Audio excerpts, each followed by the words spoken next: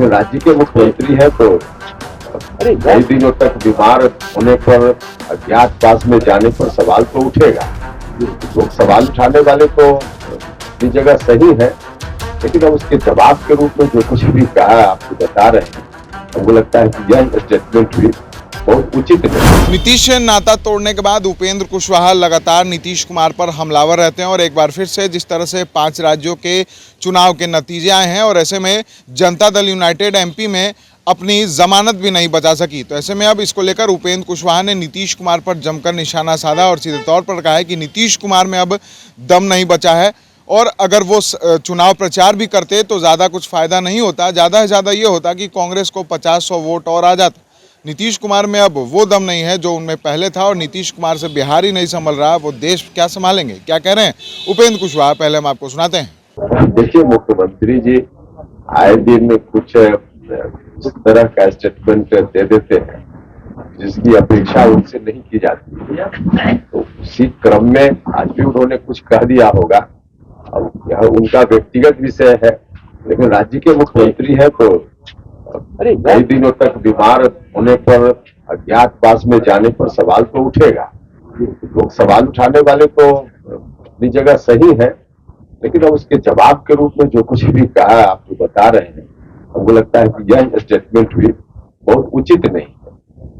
आज फिर से जेडीयू के तमाम बड़े नेता और मंत्री भी कहने लगे हैं कि नीतीश कुमार के साथ जो चूक हुई, नीतीश कुमार बीमार थे, आज उन्होंने आकर बयान दिया कि कई लोग कई तरह की बातें कर रहे थे, लेकिन वो बुखार उनको लगा था, फिर भी ज्यादा बुखार नहीं था, 5 दिन तक वो महटिया के मुंह पड़े रहे। इस तरह के बयान मुख्यमंत्री के तौर पे जब कुछ सवाल किया गया। देखिए, उनके कहने का मतलब है कि ज्यादा उत्साहित नहीं होना है।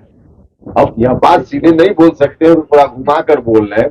लोग उनके जो निराश हो गए हैं, बिल्कुल उत्साहहीन हो गए हैं, तो उसको मैसेज देने का प्रयास है हतोत्साहित मत होना। उत्साहित ज्यादा नहीं होने का क्या मतलब, हतोत्साहित नहीं होना।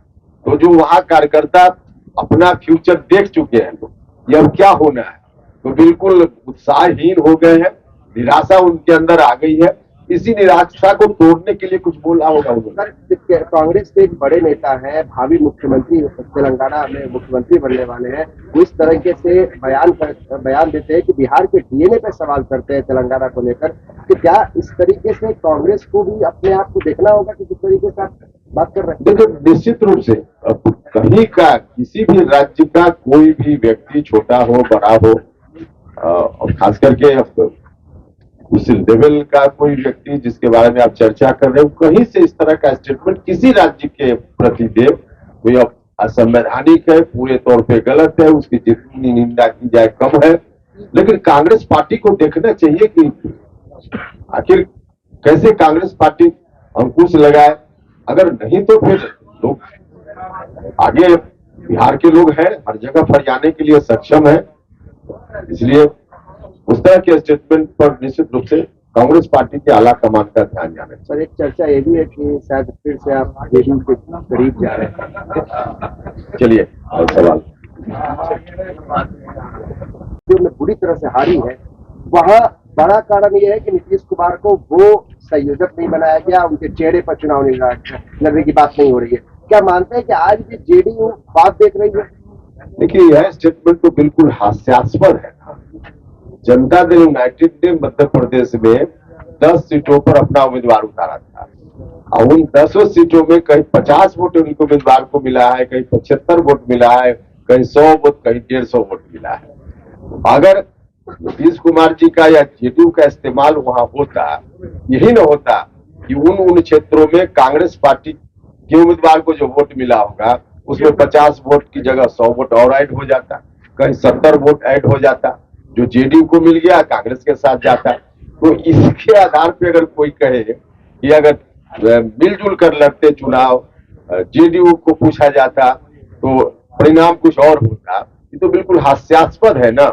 अब जेडीयू खुद ही हास्यास्पद पार्टी बन गई है, इसलिए उस पार्टी के नेता कुछ भी बोले तो सारी चीजें हास्यास्पद होती ही है, और उनका यह स्टेटमेंट भी कोई भी सुनेगा तो हंसेगा। इससे ज्यादा इस पर क्या टिप्पणी? लेकिन बैठक टल गई है, लगता है सर कि तो बैठक होने वाली है, उसका ज्यादा इफेक्ट नहीं हो रहा है, इसलिए बैठक तो हाँ, निश्चित रूप से देखिए, ये लोग बैठक करे न करे उनका विषय है, लेकिन इससे कोई फर्क नहीं पड़ने वाला है आगे की राजनीति के लिए।